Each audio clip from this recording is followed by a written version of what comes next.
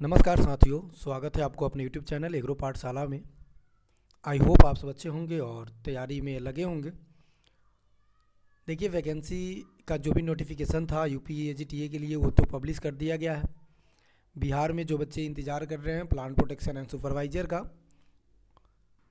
तो वो भी वैकेंसी बहुत जल्द आपके बीच देखने को मिलेगा। लेकिन हम ये सोच लें कि वैकेंसी आएगी तब प्रिपेयर करेंगे तो काफ़ी लेट हो जाएगा। आपको तैयारी कर देनी है। बस अभी पेड कोर्सेज या अभी कहीं से भी कोर्सेज खरीदने की रिक्वायरमेंट नहीं है। आपको फ्री ऑफ कॉस्ट एग्रीकल्चर का जितने भी सेगमेंट होते हैं, चाहे प्लांट प्रोटेक्शन की बात करें या फिर यूपी एजीटीए की बात करें। यूपी एजीटीए में बात करते हैं तो 65 जो क्वेश्चन होते हैं, 65 नंबर जो होते हैं वो एग्रीकल्चर से पूछे जाते हैं। तो ये 65 नंबर जो होते हैं ये कंप्लीट हम आपको करवाएंगे, जिसमें जनरल ऑफ एग्रीकल्चर तो हमने कंप्लीट कर दिया है, चाहे वो प्लांट प्रोटेक्शन के स्टूडेंट हो या फिर यूपी एजीटीए के स्टूडेंट है। अगर आपने अभी तक नहीं देखा है तो उससे जाइएगा, चेकआउट कीजिएगा और देखिएगा। हमने बहुत बारीकी से वो चीज़ें बताई है, वो चीज़ें समझाई है। इतना बारीकी से बताई है कि एग्ज़ाम पर्सपेक्टिव से आपसे वहाँ से क्वेश्चन पूछा ही जाएगा, चूँकि वो एग्ज़ाम पर्सपेक्टिव और एग्ज़ाम ओरिएंटेड क्लासेस थी। और दूसरी बात ये है कि आपको ये कभी नहीं समझना है कि ये फ्री की क्लासेस है और यूट्यूब पर मिल रही है तो हमने आया और थोड़ी सी टाइम पास किया और चले गए। आप इसे पेड क्लासेस समझेंगे, भले आपके पास फ्री ऑफ कॉस्ट मिल रही है, लेकिन पेड क्लासेस की तरह नोट्स बनाएंगे। जिस तरह से पेड क्लासेस में कंटेंट कराई जाती है वो कंटेंट आपको एज इट इज़ यहाँ पे कराई जाएगी। इसमें हम जनरल ऑफ एग्रीकल्चर की बात करेंगे, फिर एग्रोनॉमी की बात करेंगे, उसकी एग्रोनॉमी के क्लासेस की बात करेंगे, फिर उसके बाद हम अलग अलग सेगमेंट की बात करेंगे, जैसे टाइप ऑफ फार्मिंग क्या होता है, उसके बाद ड्राईलैंड फार्मिंग क्या होता है, क्रॉपिंग सिस्टम, क्रॉपिंग पैटर्न क्या होता है। डैट मीन्स हम टोटल एग्रोनॉमी का यहाँ डील करने वाले हैं। अगर हम नंबर बेसिस पे बात करते हैं तो आपको पता है यूपी एजीटीए में 25 नंबर आया हुआ था। 25 नंबर अगर बात करते हैं तो एग्रोनॉमी सेगमेंट से आया था। कितने नंबर? तो 25 नंबर आया था एग्रोनॉमी सेगमेंट से। इस 25 नंबर में चलो ठीक है, सीड टेक्नोलॉजी को भी ऐड कर दिया गया। इस 25 नंबर में वीट साइंसेस को ऐड किया गया, इसमें क्रॉप प्रोडक्शन को भी ऐड कर दिया गया। लेकिन फिर भी अगर आप बात करो तो एग्रोनॉमी एक वेटेज रखती है, एक ऐसी मतलब सब्जेक्ट है जो नंबर स्कोरिंग करवाती है। तो सबसे पहले तो हम स्टार्ट करते हैं कि पहले एग्रीकल्चर होता क्या है, फिर आफ्टर हम स्टार्ट करेंगे कि एग्रोनॉमी क्या होता है। देखो, ये जनरल एग्रीकल्चर में हमने बहुत अच्छे से समझा था कि एग्रीकल्चर जो होता है वो लैटिन वर्ड से ड्राइव होता है। लैटिन एक भाषा है जिससे ये ड्राइव हुआ है, वहाँ से लिया गया है, जिसका मतलब होता है एगर और एग्री। क्या क्या मतलब होता है? एगर और एग्री इसका मतलब होता है। वहीं अगर हम बात करें कि एगर का मतलब क्या होता है तो याद रखिएगा, एगर का मतलब होता है सॉइल और उसके कल्टीवेशन। कल्चर का मतलब होता है कि कोई भी चीज़ अनडिसिप्लिन फॉर्म में है उसे डिसिप्लिन फॉर्म में कन्वर्ट करना। जैसे मान लो कोई भी वैरायटी है या कोई भी क्रॉप है, उसका अपना पहले वो वाइल्ड वैरायटी रहा होगा, जंगली वैरायटी रहा होगा, जंगली क्रॉप रहा होगा। उसको हम क्या कर रहे हैं, डिसिप्लिन मैनर में एक फील्ड बनाकर, फील्ड को तैयार करके, बहुत अच्छे से प्रिपेयर करके ये सारी चीज़ें हम कर रहे हैं। तो इसको हम कल्चर कहते हैं। डैट मीन्स सॉइल के बारे में कल्चर करना या सॉइल का कल्टीवेशन करना क्या कहलाएगा? एग्रीकल्चर कहलाएगा। अब सॉइल के अंदर बात क्या होगा कि सिर्फ हम सॉइल का ही स्टडी नहीं करेंगे। इसमें एग्रीकल्चर अगर हम सेंटेंस वाइज चले तो हम ये कह सकते हैं कि study of soil is known as agriculture. लेकिन मॉडर्न एग्रीकल्चर के कंसेप्ट को अगर समझते हैं आप, तो मॉडर्न एग्रीकल्चर में सिर्फ सॉइल का कल्टीवेशन करना एग्रीकल्चर नहीं होता है। हम उसके साथ साथ क्रॉप प्रोडक्शन करते हैं, उसके साथ साथ एनिमल प्रोडक्शन करते हैं, यानी कि लाइव स्टॉक करते हैं, एंड साथ में रिलेटेड इंटरप्राइजेज़ को भी क्या करते हैं, हम डील करते हैं। रिलेटेड इंटरप्राइजेज़ को भी डील करते हैं। रिलेटेड इंटरप्राइजेज़ का मतलब होता है कि जैसे एक मेन कोर है या मेन सब्जेक्ट है, उसके ऊपर बहुत सारे सब्जेक्ट का हावी होना, जैसे लैग कल्चर हो गया, एपीकल्चर हो गया। तो ये सारे डील करते हैं हम किसमें? मॉडर्न एग्रीकल्चर में। तो अगर हमें डिफाइन करना है कि व्हाट इज एग्रीकल्चर, तो हम कह सकते हैं कि agriculture is the branch of science in which deals about the crop production, animal husbandry, soilless farming and geoponic. ये सब क्या हो जाएगा? एग्रीकल्चर हो जाएगा। वर्ड पूछे तो लैटिन, और याद रखिएगा कि लैटिन का मतलब ये एग्रीकल्चर जो शब्द है लैटिन से आया है, तो क्या क्या मतलब होगा? एगर या एग्री प्लस कल्चर। क्लियर है?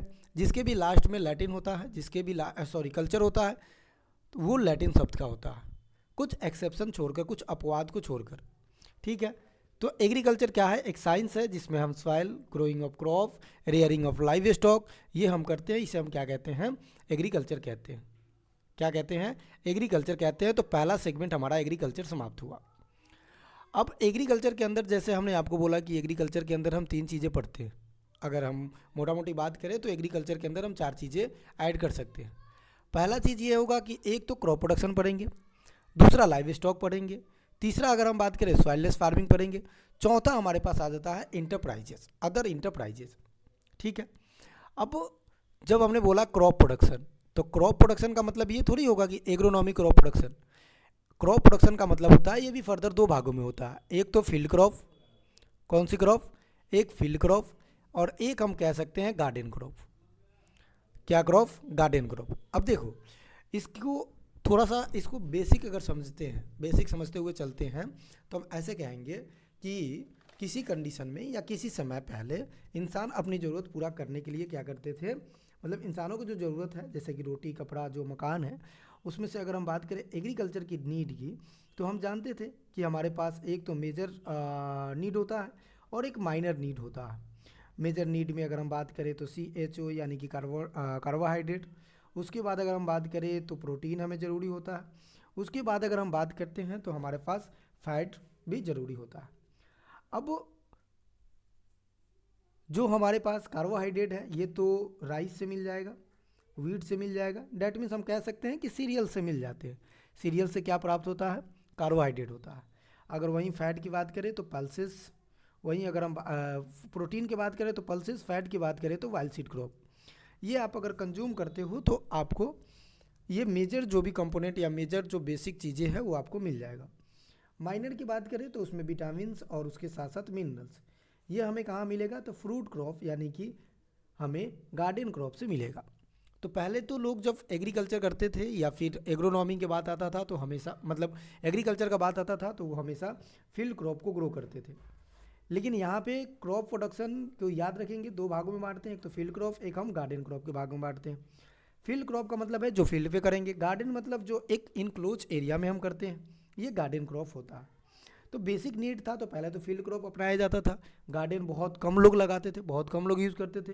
लेकिन इस केसेस में हम गार्डन को अब क्या कर रहे हैं, धीरे धीरे धीरे धीरे हम उसको बढ़ोतरी कर रहे हैं। क्योंकि पहले के लोग जो थे ना, वो मिल्क ज़्यादा पीते थे, कंज्यूम करते थे, तो उनको फ्रूट की रिक्वायरमेंट नहीं होती थी। क्योंकि मिल्क के बारे में बोला जाता है कि ये कंप्लीट फूड है। क्या है? कंप्लीट फूड है। सिर्फ इसमें विटामिन C और आयरन की कमी होती है। मिल्क एक कंप्लीट फूड है जिसमें विटामिन C और आयरन की कमी होती है। लेकिन वहीं अगर हम बात करें कैमल, जो फीमेल कैमल होते हैं, उसमें विटामिन C की कमी नहीं होती है, लेकिन आयरन की कमी होती है। तो अब लोग उतना ज़्यादा मिल्क यूज नहीं कर पाते हैं, नहीं कंज्यूम कर पाते हैं। तो उस केसेस में वो क्या करते हैं? फील्ड क्रॉप को ग्रो करते हैं। फील्ड क्रॉप को क्या करते हैं? ग्रो करते हैं। और उसके साथ साथ गार्डन क्रॉप को ग्रो करते हैं जो उसे additionally minerals and vitamin provide कराए।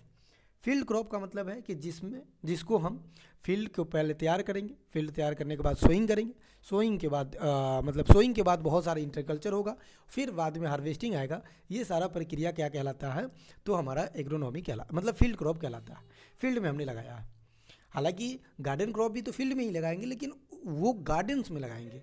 इनक्लोज एरिया, एक ऐसा एरिया जो इंक्लोज है, छोटा सा एरिया है, जिसमें हम गार्डन को वेरीफाई कर रहे हैं, बाउंड्री बना रहे हैं। जब हम हॉर्टिकल्चर पढ़ेंगे तो वहाँ पे समझेंगे कि एक्चुअल में गार्डन क्या होता है।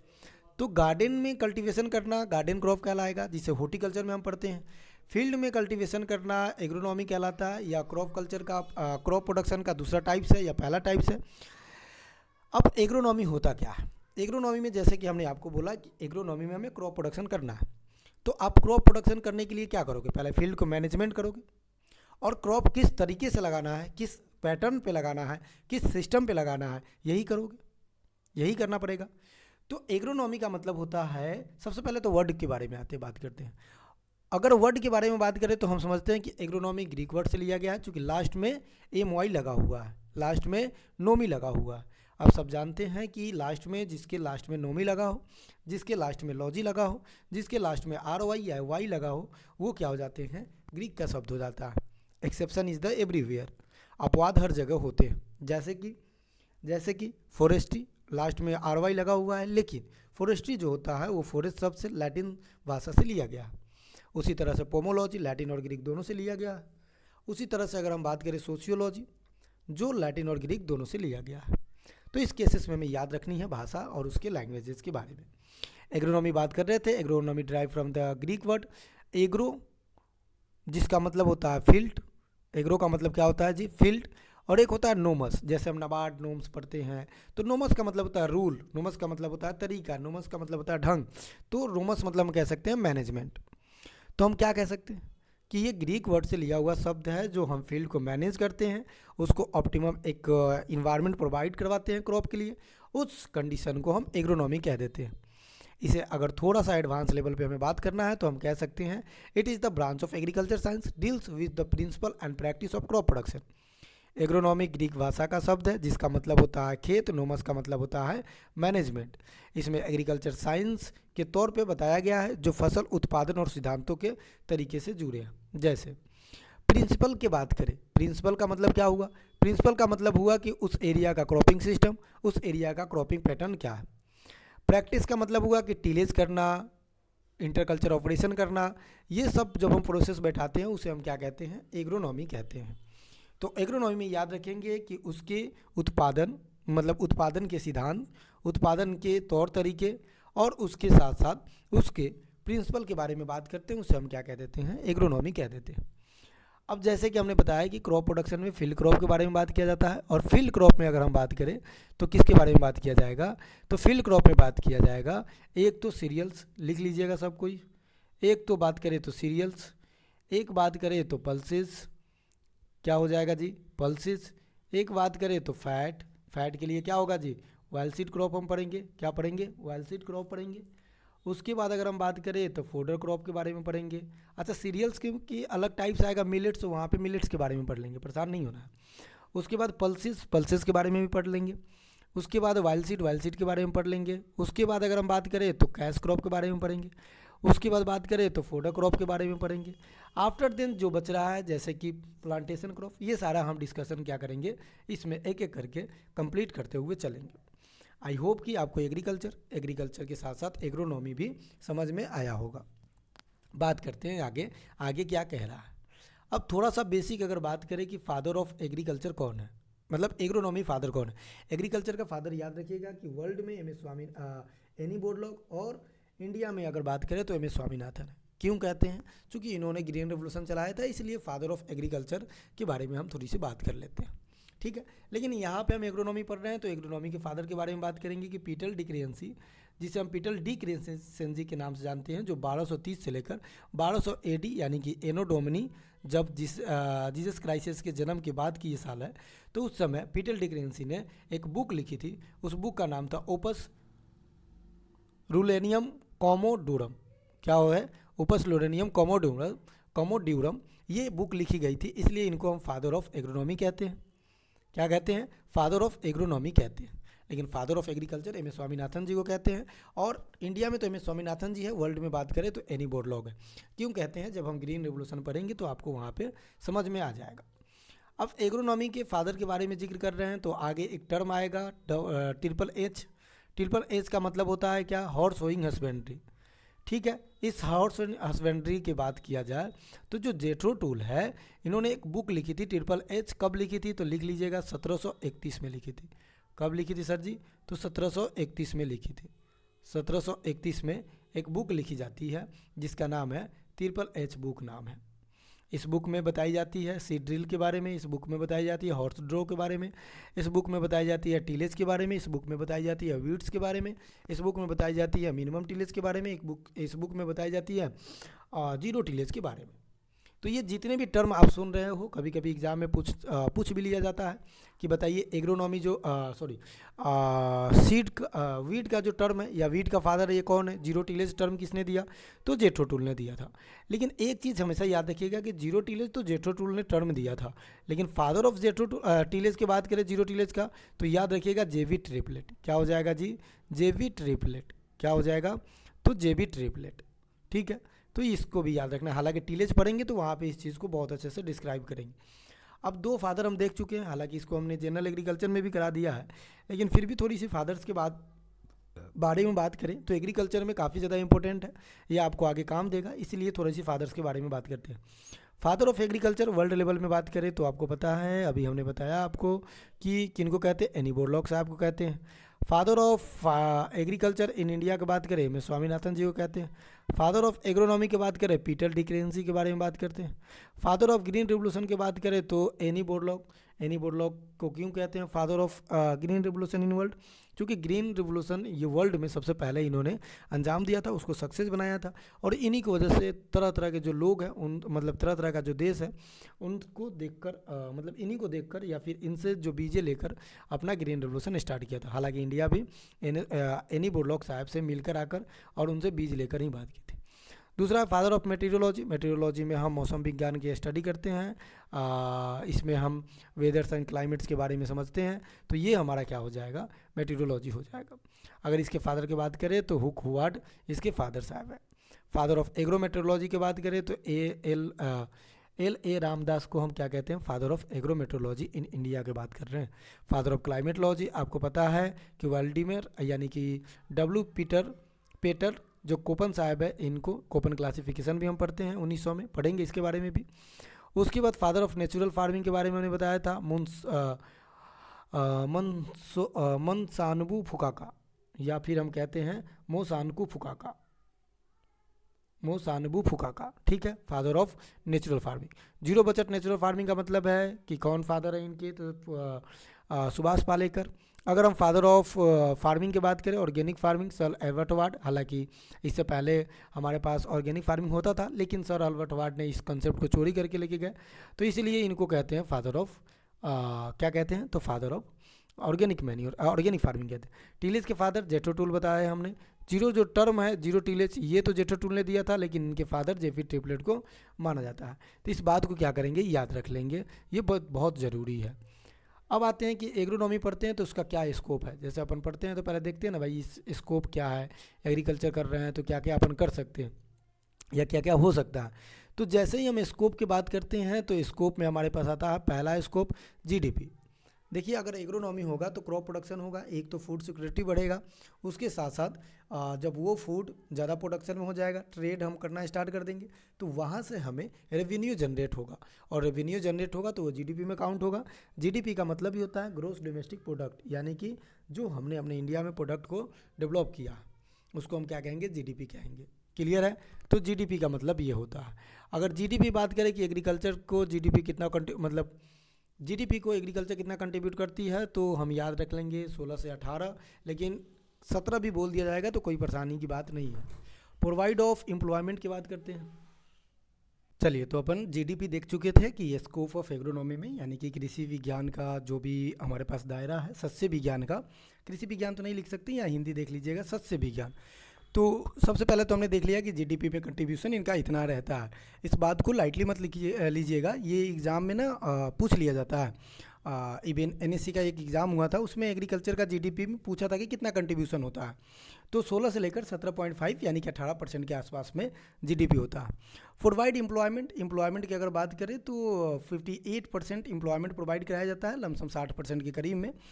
अगर आपसे पूछे कि इंडिया में फार्मर कितने डेवलप मतलब कितने लोग डिपेंड है एग्रीकल्चर पे, तो 54% लोग डिपेंड है एग्रीकल्चर पे।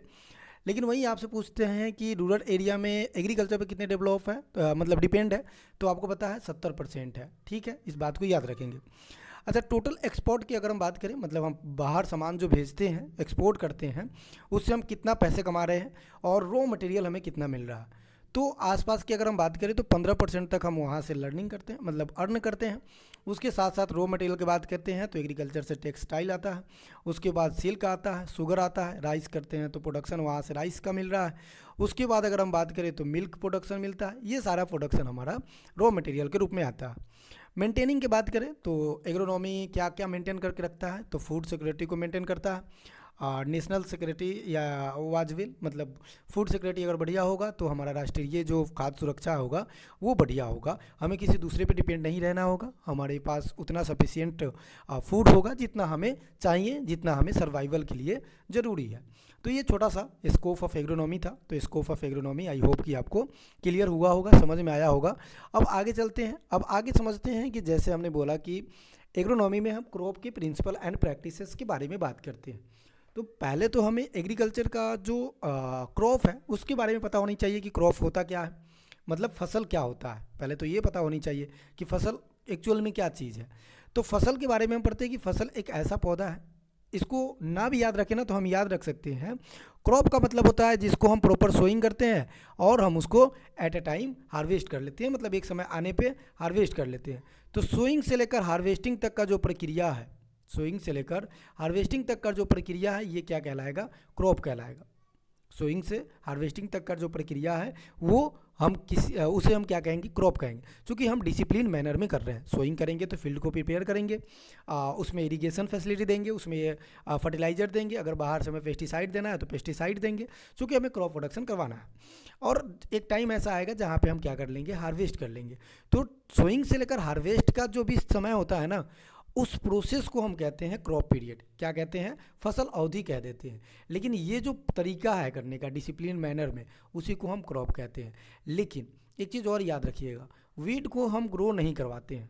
वीड को हम नहीं चाहते कि ग्रो हो, यानी कि खरपतवार को हम नहीं चाहते ग्रो हो, लेकिन ये खुद ही ग्रो हो रहा है। ना तो इसको हम पानी दे रहे हैं, ना तो इसको हम न्यूट्रिएंट देना चाह रहे हैं, लेकिन फिर भी ग्रो हो रहा है। तो ये हमारा क्रॉप नहीं कहलाएगा, क्योंकि क्रॉप वही होता है जो डिसिप्लिन मैनर में, जो टाइम टू टाइम हर चीज़ अपडेट के साथ किया जाए, उसे हम क्रॉप कहते हैं। अगर परिभाषा की बात करें तो क्रॉप इज अ प्लांट और प्लांट प्रोडक्ट। क्रॉप एक प्लांट और प्लांट का प्रोडक्ट होता है, that can be the grow harvest for the profit and subsistence, मतलब अपने प्रॉफिट के लिए करते हैं और अपने घर के निर्वाह के लिए करते हैं, उसे हम क्रॉप कहते हैं। फसल एक ऐसा पौधा या पौधा का उत्पादन है जिससे जीवन यापन के लिए उगाया जाता है और उसे टाइम पे काट लिया जाता है, उसे हम क्या कह देते हैं, क्रॉप कह देते हैं। तो आई होप कि क्रॉप आपको समझ में आ गया होगा। अब जैसे कि हमने आपसे बोला कि इसमें प्रिंसिपल ऑफ क्रॉप प्रोडक्शन पढ़ेंगे और इसमें प्रैक्टिस ऑफ क्रॉप प्रोडक्शन पढ़ेंगे, यही हमने बात किया। तो प्रिंसिपल ऑफ क्रॉप प्रोडक्शन के बारे में क्या बात है। प्रिंसिपल ऑफ क्रॉप प्रोडक्शन का मतलब है कि आप क्रॉप को कैसे स्टेबलाइज कर रहे हैं, कैसे सोइंग कर रहे हैं, कैसे हार्वेस्ट कर रहे हैं, कितने आपने प्रिंसिपल उसकी बनाई है कि कब हमें सोइंग करना है, कब हार्वेस्टिंग करना है, कितने एरिया में करना है, कैसे मैनेज करना है, ये सब प्रिंसिपल में आ जाते हैं। जैसे अपन क्रॉपिंग सिस्टम, क्रॉपिंग पैटर्न पढ़ते हैं। तो क्रॉपिंग सिस्टम और क्रॉपिंग पैटर्न क्या है, एक प्रिंसिपल है। क्रॉपिंग सिस्टम और क्रॉपिंग पैटर्न क्या है, एक प्रिंसिपल है। लेकिन वही हम टीलेज की बात करते हैं, वही हम वीड कंट्रोल की बात करते हैं, वही हम इंटरकल्चर ऑपरेशन की बात करते हैं। तो ये प्रैक्टिसेस है जो प्रैक्टिस किया जा रहा है। तो प्रिंसिपल उसका रूल होता है, उसका सिद्धांत होता है। प्रैक्टिसेस हम कह सकते हैं कि ये करता होता है जिस पे हमें काम एक्शन लेना पड़ता है। The basic principle of crop production are the way and means for the better management of the soil, plant environment, obtain of the ecological maximum return per unit area for year।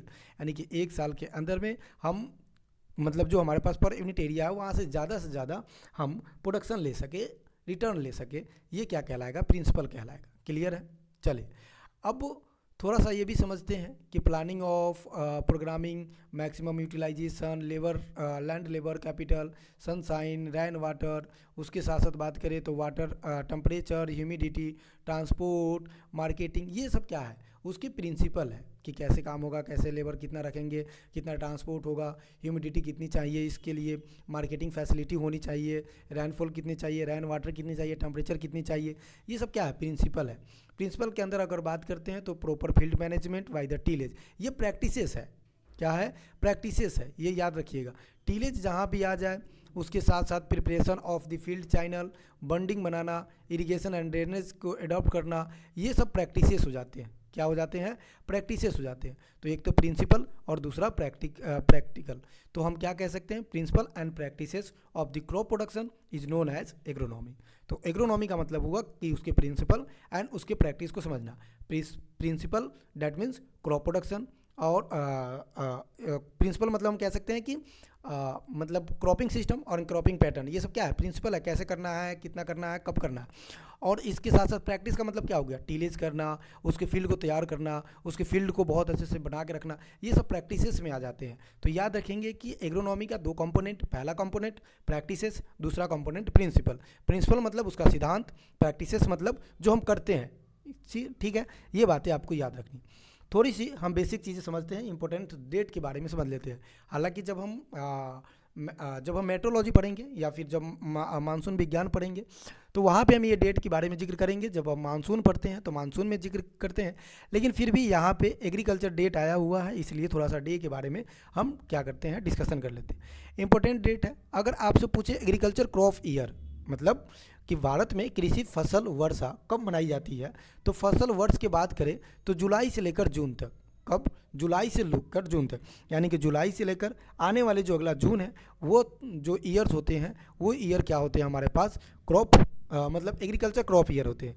लेकिन agriculture year पूछे तो 1 जून से लेकर 31 मई तक। किस तक? 1 जून से लेकर 31 मई तक। फाइनेंशियल ईयर पूछे तो याद रखिएगा वित्तीय वर्ष जिसे कहते हैं, ये 1 अप्रैल से 31 मार्च तक वित्तीय वर्ष मनाई जाती है। तो इंपॉर्टेंस डेट में 2 डेटें याद रख लीजिएगा कि एग्रीकल्चर क्रॉप ईयर जुलाई से जून तक, एग्रीकल्चर ईयर 1 जून से 31 मई, फाइनेंशियल ईयर 1 मई से लेकर 31 मार्च तक। इस बात को याद रख लेंगे। अब मेजर कंपोनेंट हमारा स्टार्ट होता है, मेजर पार्ट स्टार्ट होता है। जो हमारे पास मेजर पार्ट है, classification of the crop, crop के बारे में उसकी क्लासिफाई करना, किस किस बेसिस पे करेंगे समझना। पहला, on the basis of botanical classification, उसके कोटिलिडॉन्स के आधार पे कि कितने कोटिलिडॉन्स है। जैसे सीड टेक्नोलॉजी पढ़ेंगे तो वहाँ पे बारीकी से समझेंगे कि कैसे सीड का फॉर्मेशन होता है, सीड होता क्या है, सीड बनते कैसे हैं, सीड में कौन कौन से कंपोनेंट होते हैं, तो वहाँ पे सारी चीज़ें बात करेंगे। फिलहाल हम बात करेंगे कि सीड में कोटिलिडॉन कितना है। अगर 1 कोटिलिडॉन है तो हम कहते हैं मोनोकोटिलिडॉन, 2 कोटिलिडॉन है तो उसे हम कहते हैं डाइकोट। तो मोनोकोट और डाइकोट के बेसिस पे उसके बोटनिकल क्लासेस को हम देखते हैं। दूसरा हमारे पास क्लासेस है on the basis of economical importance, उसके इकोनॉमिकल इंपोर्टेंस की क्लासेस। जैसे कि किसी क्रॉप का इकोनॉमिकल इंपोर्टेंस क्या है, जैसे कि आर्थिक महत्व क्या है। अगर हम राइस ग्रो कर रहे हैं तो राइस ग्रो करने के पीछे की कहानी क्या है कि हमारे पास वहाँ से क्या मिले, वहाँ से हमारे पास फूड ग्रेन मिले, तो ये उसका इकोनॉमिकल्स है। मिलेट ग्रो करते हैं तो मिलेट हमें मिलना होता है, कैश क्रॉप ग्रो करते हैं तो पैसा मिलता है। तो इकोनॉमिकल इंपोर्टेंस के बेसिस पे हम पढ़ते हैं। उसके बाद हमारे पास आता है लाइफ साइकिल या लाइफ स्पेन, जीवन अवधि के आधार पे कि किसका जीवन अवधि कितना है। जैसे एनुअल क्रॉप पढ़ते हैं, बाइनियल क्रॉप पढ़ते हैं, पेरिनियल क्रॉप पढ़ते हैं, ये सब हम पढ़ते हैं किसमें, लाइफ साइकिल में पढ़ते हैं, यानी कि on the basis of life cycle. उसके बाद on the basis off season, season के आधार पे अगर हम बात करें तो जैसे हम पढ़ते हैं ना, रबी सीजन है, खरीफ सीजन है, जायद सीजन है, ये सारी क्रॉप इसमें हम देखने वाले हैं। फिर हम पढ़ते हैं कि based on the carbon dioxide fixation, carbon dioxide fixation ये प्लांट फिजियोलॉजी का पार्ट है, ये कैसे फोटोसिंथेसिस होता है, रेस्पिरेशन कैसे होता है। लेकिन कार्बन डाइऑक्साइड फिक्सेशन का मतलब है कि कार्बन डाइऑक्साइड को फिक्स करना, और उस कार्बन डाइऑक्साइड को फिक्स करके क्या करना, मतलब ग्लूकोज बनाना, वो हम कह सकते हैं फोटोसिंथेसिस करना। तो इस बेसिस पे पढ़ेंगे कि C4 प्लांट क्या होता है, C3 प्लांट क्या होता है, कैन प्लांट क्या होता है। ये सारी चीज़ें on the basis of carbon fixation के ऊपर पढ़ने वाले हैं। फिलहाल एक बार और हम रिवाइज करते हैं। क्लासिफिकेशन ऑफ क्रॉप, सबसे पहला based on the botanical classification, दूसरा based on the economical importance के बारे में, based on the life cycle importance के बारे में, बेस्ड ऑन द सीजन के बारे में, based on the carbon fixation के बारे में हम पढ़ते हैं। अब सबसे पहले हमारे पास आता है बोटनिकल क्लासिफिकेशन ऑफ क्रॉप। क्या आता है? Botanical classification of crop. Botanical classification of crop का मतलब है कि उस सीड का, उस क्रॉप का बोटनिकल कैरेक्टर कैसा है। Botanical character in the sense कि मान लो ये हमारे पास क्या है, सीड है। क्या है? ये हमारे पास सीड है। तो इस सीड का क्लासिफिकेशन क्या है? हम सब जानते हैं कि सीड जो होता है एक मैच्योर ओव्यूल होता है। क्या होता है? एक मैच्योर ओव्यूल होता है, ओवरी नहीं होता, इस बात को याद रखेंगे, ओव्यूल होता है। ठीक है। अब जब सीड साइंस पढ़ेंगे तो सीड स्ट्रक्चर को आपको हम समझाएंगे कि यहाँ पे जो पार्ट होता है उस पार्ट को हम क्या कहते हैं। थोड़ा सा मैं यहाँ पे समझा दूँ आपको। देखो ये फिलामेंट होते हैं। क्या होते हैं? फिलामेंट होते हैं। यहाँ स्टिग्मा होता है, ये वाला पार्ट स्टाइल होता है, और ये ओवरी होता है, और ओवरी के अंदर क्या होता है? ओव्यूल होता है। इस वाले पार्ट को बात करेंगे तो एंथर होगा, इस वाले पार्ट को शायद इसमें होगा, एक बार इमेज में आपको दिखाता हूँ, रुकिएगा, नहीं है, कोई बात नहीं। इसके कोटिलिडॉन्स के आधार पे हम समझ रहे हैं। तो ये हमारे पास एंथर है, ये हमारे पास क्या है, फिलामेंट है, ये हमारा स्टाइल है, स्टिग्मा है, स्टाइल है, ओवरी है। स्टिग्मा, स्टाइल, ओवरी की अगर हम बात करते हैं, एक मिनट, स्टिग्मा, स्टाइल, ओवरी की अगर हम बात करते हैं, किसके बात करते हैं, स्टिग्मा और स्टाइल ओवरी की बात करते हैं, तो ये फीमेल पार्ट होता है जिसे हम कार्पेल के नाम से जानते हैं, जिसे हम फिस्टिल के नाम से जानते हैं, जिसे हम गाइनोसियस के नाम से जानते हैं। लेकिन वहीं मेल पार्ट के बारे में बात करें तो मेल पार्ट हमारा स्टिग्मा हो जाएगा, या सॉरी एंथर हो जाएगा और फिलामेंट हो जाएगा। तो मेल पार्ट को हम क्या कहते हैं, स्टेमन कहते हैं। उसके साथ साथ हम इसको एंड्रोसियस के नाम से भी जानते हैं। अब मेल पार्ट है तो एंथर क्या प्रोड्यूस करेगा, तो एंथर पोलेन को प्रोड्यूस करेगा, और पोलेन कहाँ जाएगा, तो इस स्टिग्मा पे जाएगा। किस पे जाएगा, स्टिग्मा से जाएगा। स्टिग्मा से मतलब स्टिग्मा पे जो पोलन ट्यूब होता है, उस पोलन ट्यूब के माध्यम से कहाँ जाएगा, ओव्यूल के पास पहुँचता है। और जो एंथर होता है उसके बारे में बताया जाता है कि इसमें दो सेल है, एक तो जनरेटिव सेल होता है, एक वेजिटेटिव सेल होता है। जनरेटिव सेल जैसे ही स्टिग्मा के पास गया और एक से मिला तो वहाँ पे एक से फॉर्मेशन कराता है, फिर न्यूक्लियर से फॉर्मेशन कराता है। फिलहाल हमारी बात ये है कि on the basis of botanical classification पढ़ रहे हैं, तो उसके स्ट्रक्चर के आधार पे हम पढ़ रहे हैं कि सीड के बारे में अगर हम देख रहे हैं तो हमने ये देख लिया कि सीड एक मैच्योर ओव्यूल है। क्या है, सीड एक मैच्योर ओव्यूल है, जबकि ओवरी से क्या बनता है, फ्रूट बनता है, याद रखेंगे। तो सीड में तीन चीज़ें होती है, एक तो सीड कोट होता है जो इंटरगुमेंट का फर्टिलाइजेशन के बाद ये प्रक्रिया सीड कोट में बदल जाता है। सीड कोट भी दो प्रकार के होते हैं, इंटर सीड कोट और outer seed coat. Inner seed coat टेग्मा कहते हैं, और आउटर का हम क्या कहते हैं, टेस्टा कहते हैं। उसके अंदर एम्ब्रियो होता है, और उसके साथ साथ इसके अंदर क्या होता है, तो हम कह सकते हैं इंडोस्पर्म होता है। मतलब सीड तीन चीज़ों से मिलकर बना होता है, एक तो सीड कोट से बना होता है, दूसरा एम्ब्रियो होता है, और उसके साथ साथ इंडोस्पर्म होता है। ठीक है, एम्ब्रियो का काम क्या है, ये फ्यूचर प्लांट है। इंडोस्पर्म का क्या काम है, ये भोजन को स्टोरेज करता है। सीड कोट का क्या काम है, सीड का एक शेप मेंटेन रखता है, उसको बाहरी चीज़ों से लड़ने मतलब मेंटेन करके रखता है, इतना समझ जाओ। कोट का मतलब क्या होगा, प्रोटेक्ट करता है, प्रोटेक्टिव कोट होता है। ठीक है, अब एम्ब्रियो के अंदर कोटिलिडॉन्स होते हैं, एम्ब्रियो के अंदर हाइपोकोटाइल होते हैं, एम्ब्रियो के अंदर रेडिकल्स होते हैं, एम्ब्रियो के अंदर हम कह सकते हैं कि हमारे पास जो मतलब प्लूमल होते हैं। ये सब पार्ट किसका है, एम्ब्रियो का पार्ट है, जो एम्ब्रियो के पास पाए जाते हैं। अब इसके बेसिस पे ना, अगर कोटिलिडॉन, जैसे ये कोटिलिडॉन है, अगर कोटिलिडॉन किसी के अंदर एक ही है, जैसे आप बीज को देखोगे तो अगर उसके अंदर एक ही है, वो दोबारा मतलब फट नहीं सकता है, और दो खंडों में नहीं बट सकता है, दो नहीं हो सकता है, एक ही पार्ट रह सकता है, उसको हम कहते हैं मोनो। जैसे ये वाला पार्ट देखते हो, जितने भी सीरियल्स होते हैं वो मोनोकोट होते हैं। जैसे देखो राइस है, राइस को कभी आपने नहीं देखा होगा कि उसके बीज को, जो उसके सीड है, उसको दो टुकड़ों में बांट देते हो। ठीक है, तो होता ही नहीं है, हालांकि आप ज़बरदस्ती करो तो वो अलग की बात है, लेकिन ये होता नहीं है। तो ये मोनोकोट हो गया। अब डाइकोट का मतलब है कि दोनों भाग अलग अलग डिवाइड हो जाता है, इसको हम डाइकोट कह देते हैं। ठीक है, तो हमारे पास क्या निकल के आया, एक मोनोकोट, एक डाइकोट। तो ऑन द बोटनिकल क्लासिफिकेशन की बात करें तो एक तो मोनोकोट होगा, एक हमारे पास क्या होगा, डाइकोट होगा। मोनोकोट में हम क्या देखेंगे कि एक कोटिलिडॉन्स होगा, इसी को हम मोनोकोटिलिडॉन्स भी कह देते हैं, क्योंकि कोटिलिडॉन के बेस पे हम देख रहे हैं कि कितने कोटिलिडॉन्स उसमें अवेलेबल है। ठीक है, अब क्लासिफिकेशन देख रहे हैं तो यहाँ पे क्रॉप देखना पड़ेगा कि कौन क्रॉप मोनोकॉट होते हैं, कौन सा क्रॉप डाइकोट होते हैं। तो मोनोकॉट्स में हम पढ़ते हैं कि जितने भी सीरियल्स होते हैं वो सारे मोनोकॉट्स ही होते हैं। अब सीरियल्स में जैसे कि वीट के साइंटिफिक नेम याद रखेंगे, उसके बोटनिकल नेम भी उसकी क्रोमोसोम नंबर याद रखेंगे, ट्रिटिकम स्टिवम। हालांकि इसके अलग अलग स्पीसीज होते हैं, जब हम क्रॉप प्रोडक्शन पढ़ेंगे, स्पेशली जब वीट के बारे में पढ़ेंगे तो वहाँ पे समझेंगे। क्रोमोसोम नंबर अगर बात करें तो 42 होगा। राइस के बारे में बात करते हैं, ओरिजा सटाइवा होता है, अगर इसके क्रोमोसोम नंबर की बात करें तो 24 होगा। मेज की अगर हम बात करें तो जिया मेज होगा, इसके क्रोमोसोम नंबर की बात करें तो 20 होगा। अगर हम बात करते हैं सोरगम का तो सोरगम बाई कलर होता है, इसके क्रोमोसोम नंबर की बात करें तो 20 होगा। फिर उसके बाद पर मिलेट की बात करें, जिसे हम बाजरा के नाम से जानते हैं, तो इसका बोटनिकल नेम हमारे पास क्या हो जाएगा, पेनिसेटम गलाइकम हो जाएगा, इसके क्रोमोसोम नंबर की बात करें तो 14 होगा। उसके बाद शुगर केन की बात करते हैं तो सैक्रम ऑफिसिनेरम होता है, इसके क्रोमोसोम नंबर की बात करते हैं तो 120 होता है। हालांकि अगर इसे देखें तो 80 इसका क्रोमोसोम नंबर होता है, इस बात को याद रख लेंगे। उस दूसरे स्पीसीज़ के बारे में बताया गया। उसके साथ साथ अगर हम बात करें सूडान ग्रासेस का तो सोरगम एंड उसके साथ साथ ड्रूमोंडिल इसका क्या होता है, क्रॉस होता है, और इसके क्रोमोसोम नंबर 20 होते हैं। अगर वही बात करें रे का तो इसका स्केल सीरियल्स होता है, क्रोमोसोम नंबर की बात करें तो 14 होते हैं। ये एक बात आपको याद रखनी है, ये सब क्या होते हैं, मोनोकॉट होते हैं। मोनोकॉट में क्या क्या और आ जाता है इसको भी थोड़ी देख लेते हैं। मोनोकॉट में अगर हम बात करें तो ऑनियन यानी कि लिलिएसी फैमिली जितने होते हैं वो मोनोकॉट होते हैं। फेविएसी फैमिली जितने होते हैं वो मोनोकॉट होते हैं। फेविएसी का दूसरा नाम क्या है? ग्रेमिनिएसी। तो ये सब पोएसी का दूसरा नाम क्या है? ग्रेमिनिएसी। तो पोएसी जितने फैमिली होते हैं मोनोकॉट होते हैं। लिलिएसी जितने फैमिली है, मतलब लिलिएसी फैमिली में जितने आते हैं, जैसे कि हम ऑनियन और गार्लिक, लीक को छोड़कर, तो ऑनियन और गार्लिक क्या होता है? मोनोकॉट होता है। तो याद रखेंगे कि हमारे पास मोनोकॉट जिसका मतलब बोटनिकल नेम है एलियम सेपा, क्रोमोसोम नंबर 16 है।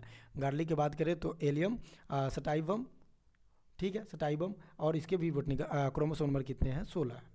उसके बाद आते हैं डाइकोटिलीडोन पे। डाइकोटिलीडोन मतलब 2 कोटिलीडोन्स एक बीज के अंदर पाया जाएगा, जिसे हम कहते हैं 2 ही बीज पत्री, मतलब 2 बीज होगा उसके पात्र में। पहला लेगुमिनेसी क्रॉप। ऑल पल्सेस जो होते हैं, एक चीज़ याद रखेंगे यहाँ से कि जितने भी पल्सेस होते हैं वो लेग्यूम्स होते हैं, लेकिन सारा लेग्यूम्स पल्सेस नहीं होता। सारा लेग्यूम्स क्या नहीं होता है? पल्सेस नहीं होता। कुछ ऐसे लेग्यूम्स होते हैं जो पल्सेस नहीं होते हैं, तो इस बात को याद रख लेना है। मतलब all pulses are legumes but all legumes are not pulses, इस बात को क्लियर रखेंगे। पहला चिकपी, दूसरा चिकपी का बोटनिकल नेम साइसर एरिस्टीनम, क्रोमोसोम नंबर 16 होते हैं। ये सब डाइकोट है, यानी कि पल्सेस जितने होते हैं वो क्या होते हैं? डाइकोट होते हैं। उसके बाद बात करें पिजन पी, जिसे रेड ग्राम, जिसे अरहर, जिसे तूर के नाम से जानते हैं, तो इसका होता है बोटनिकल नेम काजनस काजन, और क्रोमोसोम नंबर की बात करें तो 22 होगा। लेंटिल की बात करें तो लेंस ल्यूनिलियस होता है, इसके क्रोमोसोम नंबर की बात करें तो 14 होते हैं। उड़द, जिसे ब्लैक ग्राम के नाम से जानते हैं, इसकी अगर बोटनिकल नेम की बात करें तो विग्ना मुंगो होता है, और क्रोमोसोम नंबर हमारे पास 22 हो जाएगा।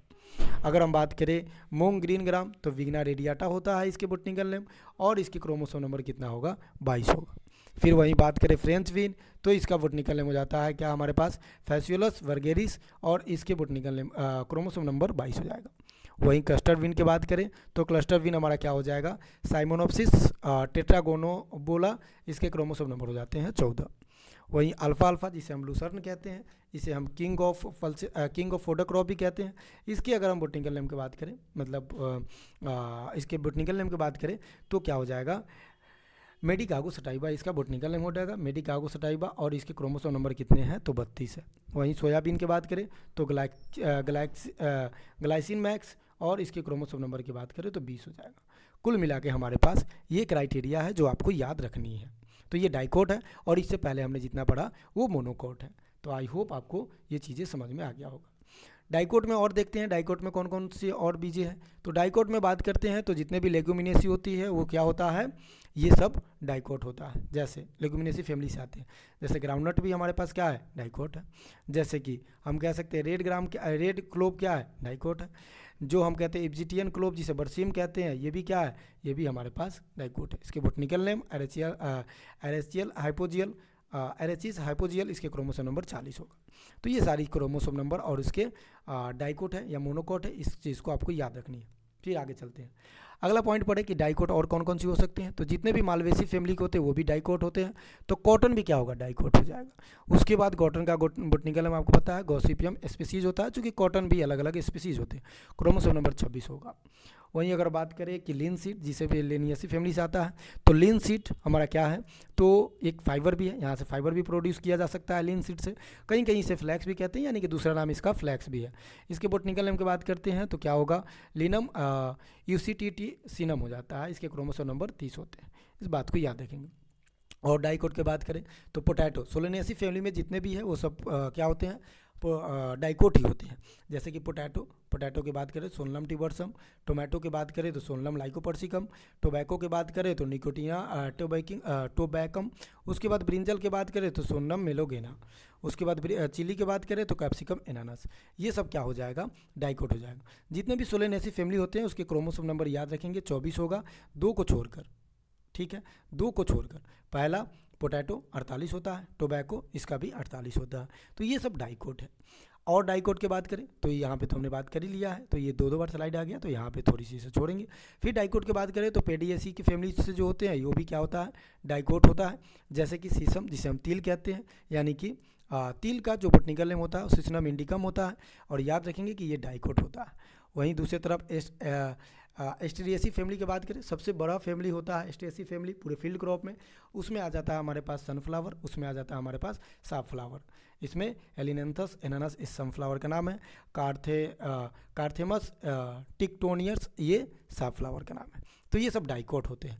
देखो अब थोड़ी सी फैमिली, जैसे अभी हमने पढ़ा कि जितने भी ग्रैमिनेसी फैमिली होता है उसका बोटनिकल नेम मतलब अदर नेम पोएसी या ग्रासेस फैमिली से बुलाया जाता है।